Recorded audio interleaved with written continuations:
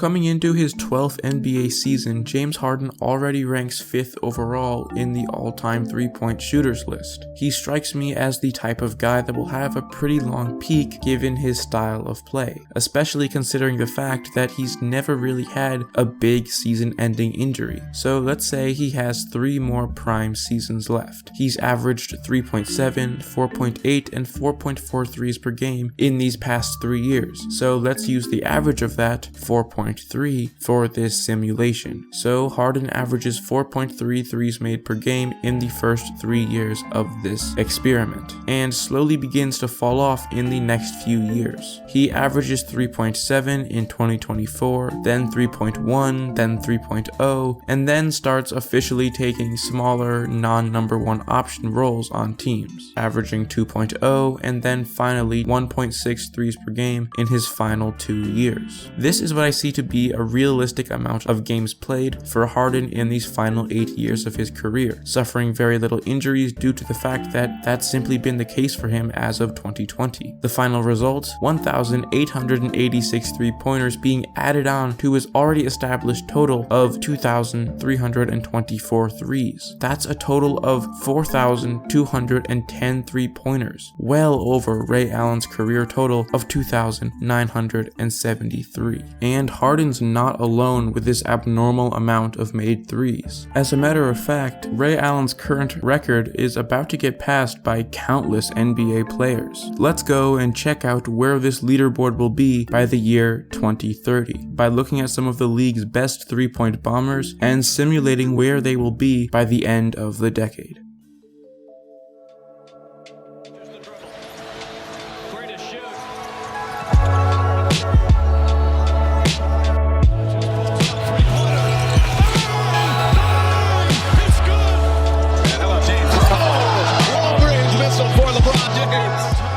Decide not to use it. Curry, way downtown. Bang! Bang! Oh, what a shot from Curry!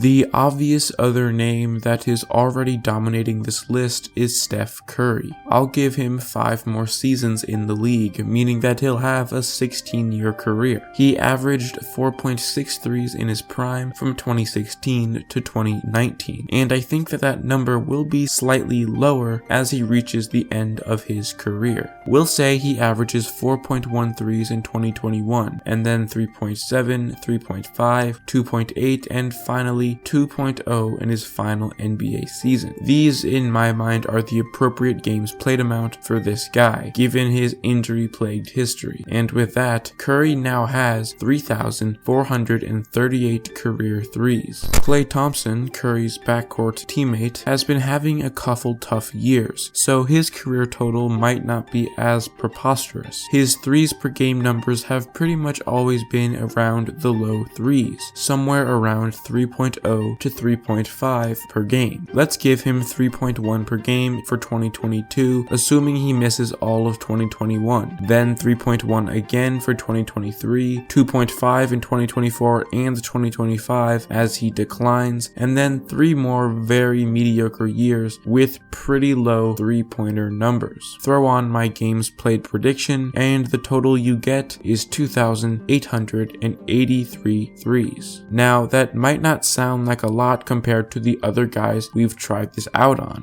but that's still enough to pass Reggie freaking Miller and rank 4th all-time in threes made in our adjusted leaderboard. Damian Lillard is a completely different story. His numbers are the definition of preposterous. He still has a lot of his peak left, let's say 6 more years of it, in which he averages 3.7 threes per game in each year. He averaged 4.1 per game last season season, and that was by far a career high. So it's fair to say that his per game numbers will average out at about a little bit lower than what he was at last year for the remainder of his peak. And with that, let's say he has a 17-year career. He'll decline gracefully and not have too many injury-prone years, given that, at least as of 2020, he's been a healthy player. This leaves him with 4,143 three-pointers, second all-time, above Steph Curry and only below James Harden. Paul George's numbers are up there as well. In recent years, he's been knocking down around 3+ threes per game. So let's say he does that for 3 more years, then plays 3 more seasons to cap off a 16-year NBA career. Following the trend of his past, George does have a few more injuries than many of the other players we've listed, and he ends up with a total of 2,694 career triples. And that's with me not really being all that generous. Surprisingly enough, LeBron James currently ranks 15th all-time in threes. His averages aren't as high as some of the other guys, but his longevity has really carried this career total. He's averaged around 2 per game in the past 2 seasons, so let's say he does that for 2 more years as he continues to adjust and change his game. I'm going to predict that LeBron has 5 more years left in the tank, and for the next final 3, the averages decline a little bit, but never so drastically. That's gonna be 592 more career threes added on to his old total, equaling out at a total of 2,470 triples. That's 8th all time, at least for the time being. Probably the only upper hand that JJ Redick has over LeBron is his career total threes made. He currently ranks 14th overall. So let's say he has 2 more good seasons in which he averages around the same numbers that he has in the past few years, and then after that has 2 more slightly worse years to finish things off. He has stayed relatively healthy throughout his career, so let's stay true to that with these games played predictions. He ends up with 2,518 threes, more than Reggie Miller. Next up is Kemba Walker. He's averaged around 3 threes per game over the past few years, so let's say he keeps this up for 3 more years before the slow fall off begins to ensue. After playing 6 more total years within the 2020s, he's now added 1,079 more threes to his career total, and now results in a career total of 2,478 threes. Kyle Lowry currently has the 23rd most threes made of all time. I think he has a few more years left of being a productive part of Toronto's rotation and potentially starting lineup, but I think his all-star years are behind him, and if they're not, well, this is definitely going to be his final season as an all-star. He's averaged between 2.4 and 3.2 threes per game during his tenure as a consistent all-star with the Raptors, so let's say he averages a little below that to finish off his career, which I'll predict will last 4 more seasons. That's gonna be 2,257 total triples, enough to rank 13th all-time, and again, this is only for the time being. Last year, Bradley Beal averaged 3.0 threes made per game. Let's say that his peak lasts for 3 more years, and then he begins to age slowly but surely over the course of the next 4. He caps off his 15-year tenure in the league with 2,545 three-pointers, 10th all-time. Kevin Durant probably doesn't have a ton of years left in the league. Let's say he lasts 5 more years and retires in the same year as LeBron and Steph Curry, in one of the most emotional off-seasons in NBA history in 2025, staying consistent with his recent 3-point averages of past seasons, consisting of anything in between 1.8 and 2.6 threes made per game, as well as his injury-prone history. I predict he's gonna end up with 2,161 career threes, slightly less than many of the other players we've simulated up to this point.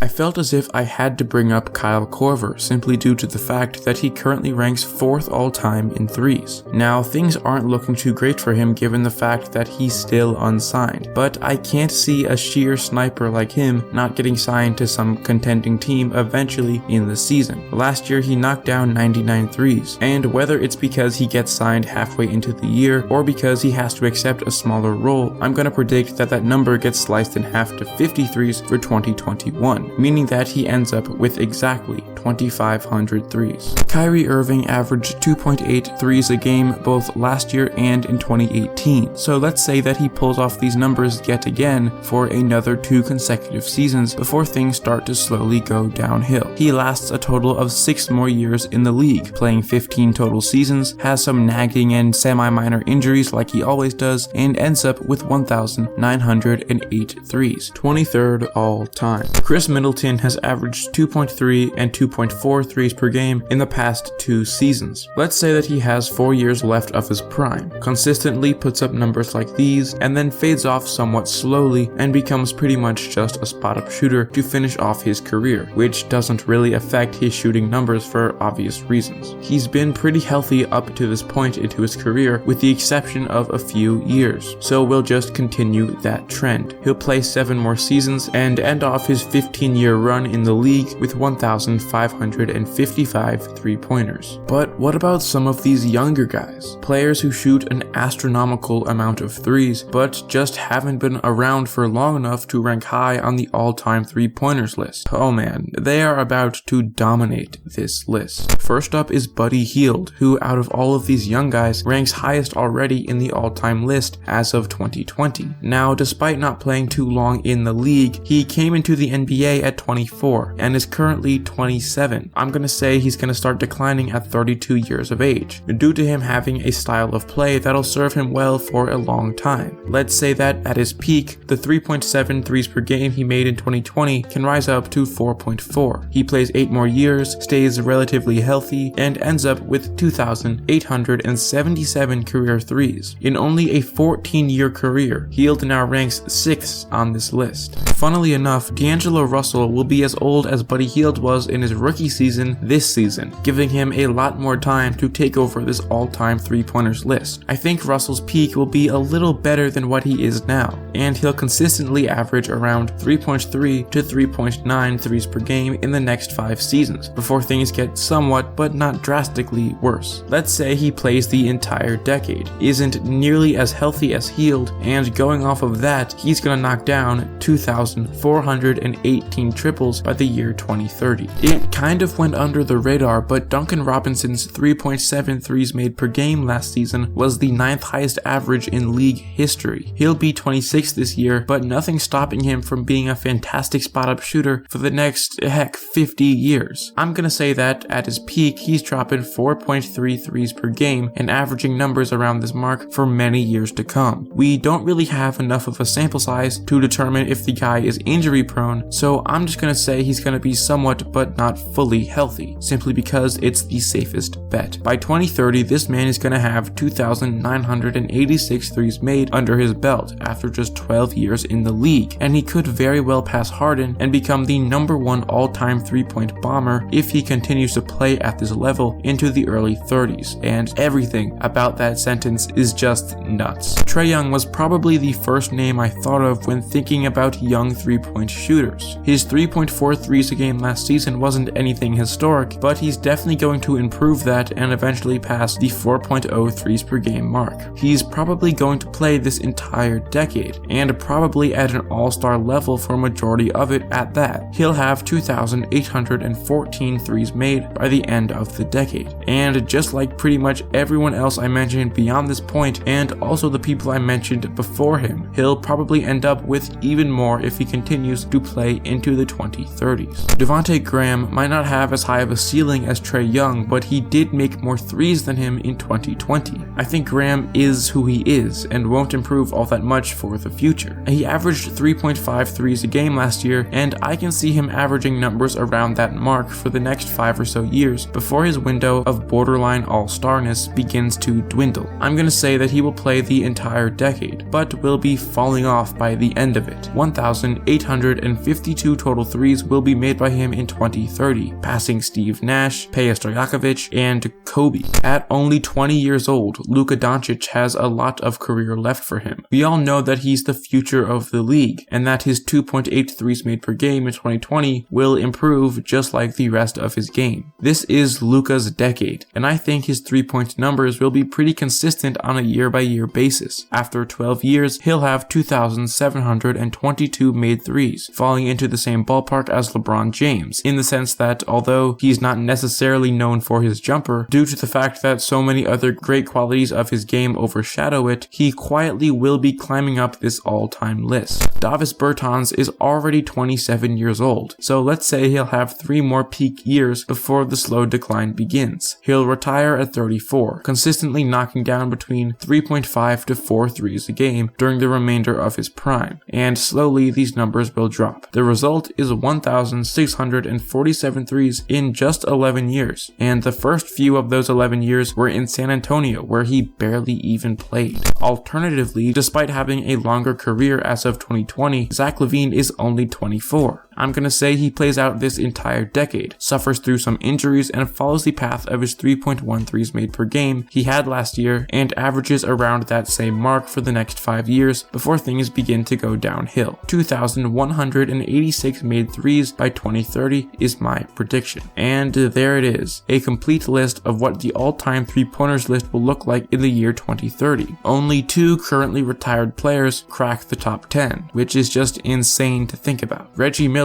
who was number 1 on this list before 2011, now ranks 10th. Another really underrated part of this list that we didn't really dig deep into is the sheer depth of it. I was only really cracking at the surface when I talked about the major names, but there's guys like Jamal Murray, Karl Anthony Towns, Jason Tatum, Donovan Mitchell, Bojan Bogdanovic, Devin Booker, as well as a plethora of other players of this generation that might not rank extremely high on this all-time list, but they will be somewhere in the top 20, 30, or 50. Take a look at the top 50 list and you will pretty much see solely modern day players in a few years. That's insane. Check back to this video in another 10 years when you realize that all of my predictions have come true and I actually single-handedly control reality all by myself. But until then, goodbye.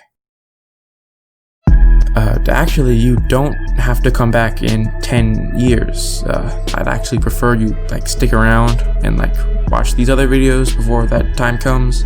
Please don't go, please. I don't have too many of you. Okay, I love you, bye.